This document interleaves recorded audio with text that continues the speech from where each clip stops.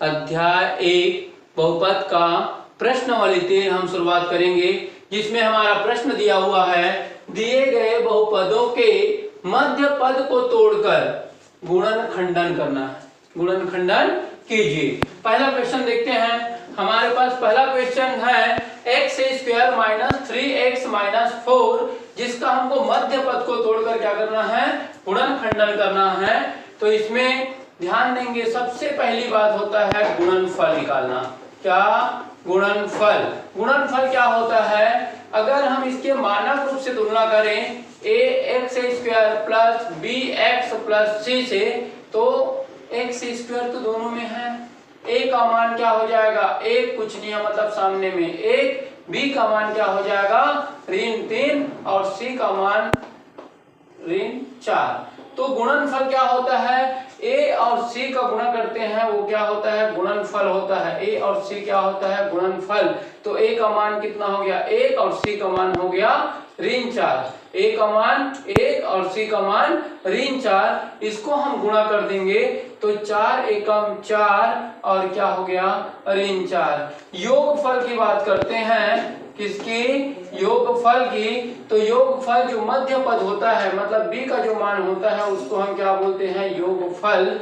मतलब b को क्या बोलते हैं, योगफल बोलते हैं। और योगफल हमारा है ऋण 3। तो सभी क्वेश्चन में हम निकालेंगे योगफल और गुणनफल। तो पहले इसको हल करते हैं पूरा। तब हमको ऐसा दो संख्या चाहिए जो गुणनफल से निकलेगा। उन दो संख्याओं को गुणा करें तो कितना आना चाहिए, ऋण 4। हम दो संख्या लेंगे, दोनों संख्या को गुणा करेंगे तो आना चाहिए ऋण 4, और जोड़ेंगे या घटाएंगे तो आना चाहिए ऋण 3। और वो संख्या कहां से आता है, गुणनफल से, ऋण 4 से।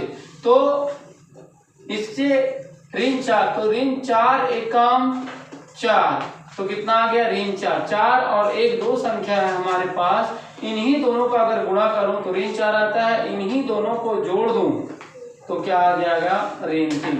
तो हमारे पास वो दो संख्या कौन सा हुआ, ऋण 4 और 1। ऋण 4 और 1, क्यों दो संख्या इन्हीं को लिए, दूसरा संख्या क्यों नहीं, क्योंकि ये दोनों संख्या ऐसे हैं जिन्हीं दोनों संख्या का गुणा करें ऋण 4 आ रहा है, और दोनों को आपस में जोड़े तो क्या आ रहा है, ऋण 3 आ रहा है। इसलिए हमारे पास दो संख्या क्या बन गया, ऋण 4 और 3। अब हमको क्या चाहिए, मध्य पद में इसी को तोड़ना है, और उसमें क्या है, x है। तो ऋण 3x लाना है, तो दोनों में क्या लिख देंगे हम, यहाँ पर x लिख देंगे।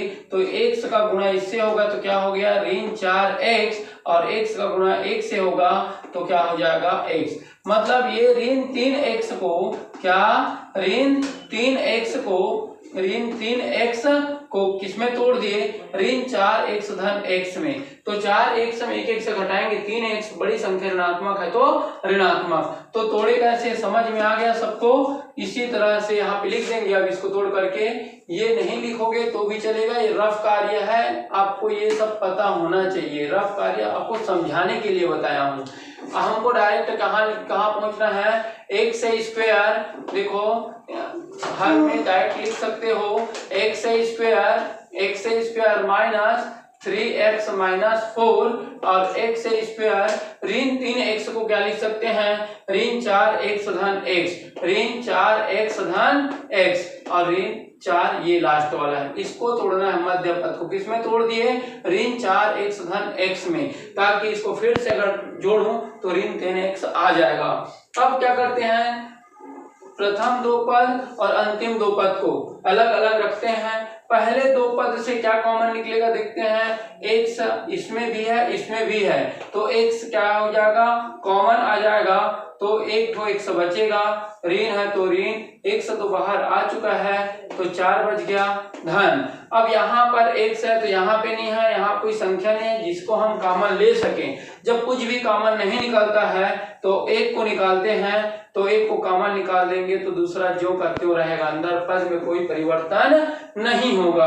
अब देख रहे हैं कि x - 4 यहाँ भी है, x - 4 यहाँ भी है, ये x - 4 को कॉमन ले लेते हैं। तो x - 4 को कॉमन ले लो, मतलब इसको गायब करो। देखो क्या दिखता है, यहाँ दिख रहा है x, यहाँ दिख रहा है 1। तो x और यहाँ +1 और यही हमारा क्या हो गया, आंसर हो गया।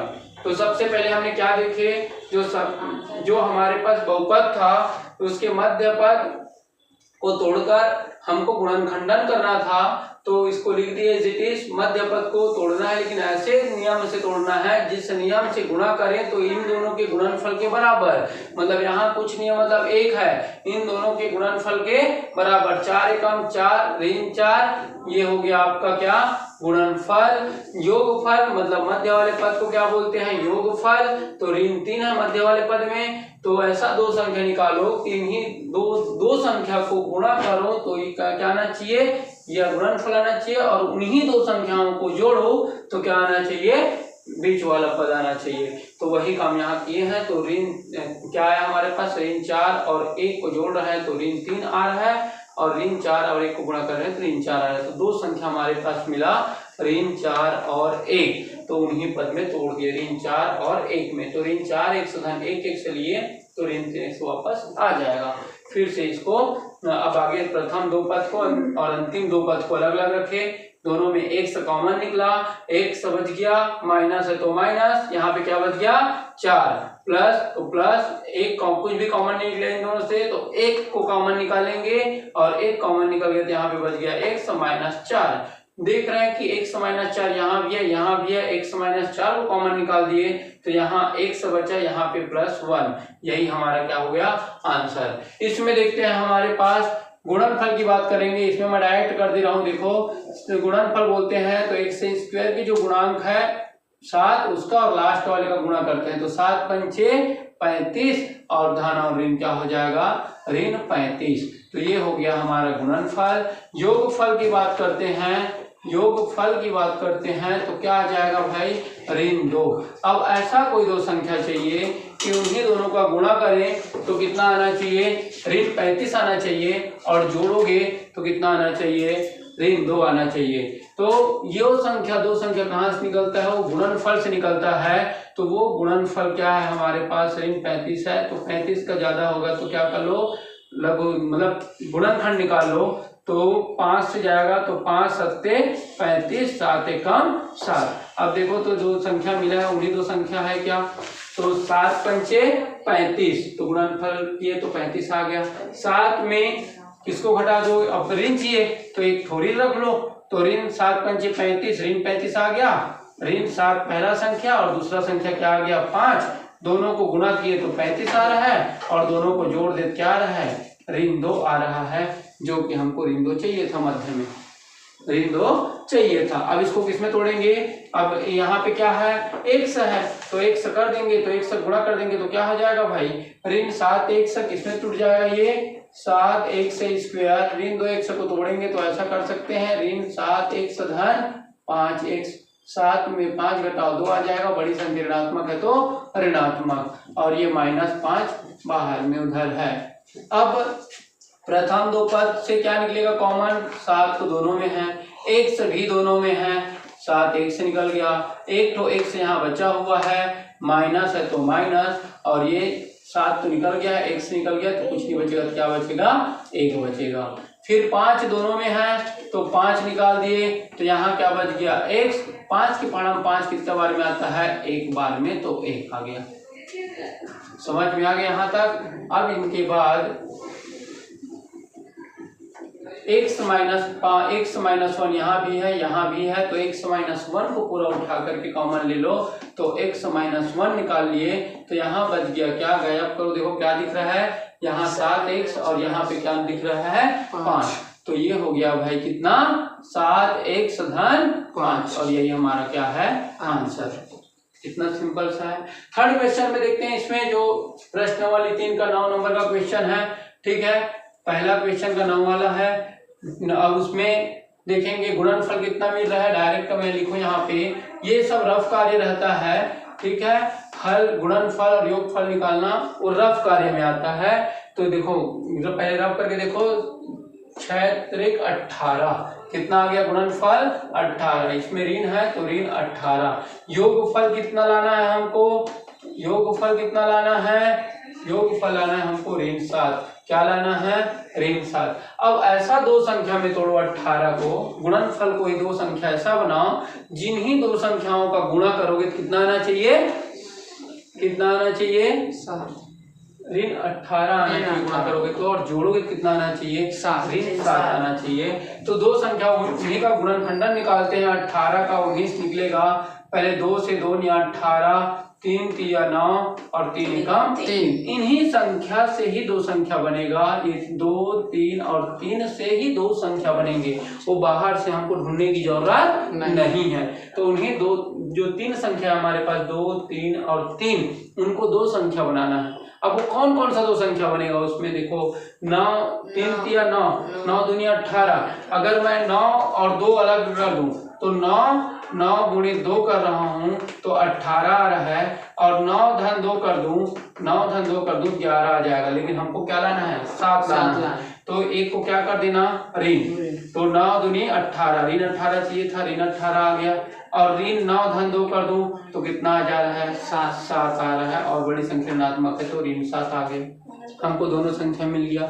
तो वो कहाँ से मिला, वो गुणनफल रहता है उसी से दो संख्या मिल रहा है, हमको बाहर से ढूंढे क्या नहीं। तो हमारे पास जो ऋण 18 था उन्हीं का गुणनखंडन करके निकालते हैं दो संख्या, और वो दो संख्या ऐसे होता है जो दोनों कंडीशन को संतुष्ट करता है, गुणनफल इतना आएगा और जोड़ेंगे तो इतना आएगा। तो हमारे पास दो संख्या कौन हो गया, कौन हो गया दो संख्या, ऋण 7 और 2, ऋण 9 और 2, ये दो संख्या हो गया, उन्हीं दोनों को गुणा किए तो गुणनफल मिला, जोड़ दिए तो बीच वाला संख्या मिला योगफल। अब देखो क्या हो जाएगा, ये 6x स्क्वायर, 6x स्क्वायर 9 और 2 में तोड़े थे तो ऋण 9x, दोनों में x है तो x लगा देंगे, ऋण 9x धन 2x ऋण 3, 9 में 2 घटा अभी भी 7 आएगा, बड़ी संख्या ऋणात्मक है तो ऋणात्मक आएगा। अब जो 3 पद था 4 पद में टूट गया, तब क्या हो जाएगा, अब देखो दोनों में कॉमन निकालो, एक से तो दोनों में है, और 3 के पहाड़ा 6 भी आता है, 9 भी आता है, तो 3 भी कॉमन निकल जाएगा। 3 के पहाड़ा कितने बार में आता है, 6, 2 बार में, एक तो एक से बाहर निकाला हूं तो एक तो एक से बचेगा, देखो तो गुणा करके वापस आएगा कि नहीं, 3 दूनी 6, 1 और 1 से 1 फिर वापस फिर आ गया। तो वही होना चाहिए वैसे कि गुणा कॉमन उसको निकालो ताकि गुणा करो फिर से वही संख्या प्राप्त हो जाए। तो यहाँ से 3x कॉमन निकला दोनों पद से, तो 3x तो यहाँ कितना बच गया, 2x। 3 के पहाड़ा कितने बार में आता है ना, 3 बार, और 1 से बाहर आ चुका है। अब यहाँ पे देखो 2 पहाड़ा 3 नहीं आता तो 2 कॉमन निकल नहीं सकता, 1 से इसमें है तो उसमें नहीं है, तो एक कुछ भी कॉमन नहीं निकलेगा, तो 1 को कॉमन निकालेंगे तो 2x - 3 जो का त्यों रहेगा। ठीक है, अब देख रहे हैं कि 2x - 3 यहाँ भी और यहाँ भी है, तो 2x - 3 को कॉमन निकाल लेंगे, तो 2x - 3 को कॉमन निकाल लिया तो बचा क्या, इनको गायब करो, 3x + 1, ये हमारा आंसर। इस तरह आपका प्रश्न वाले 3 कंप्लीट हो गया।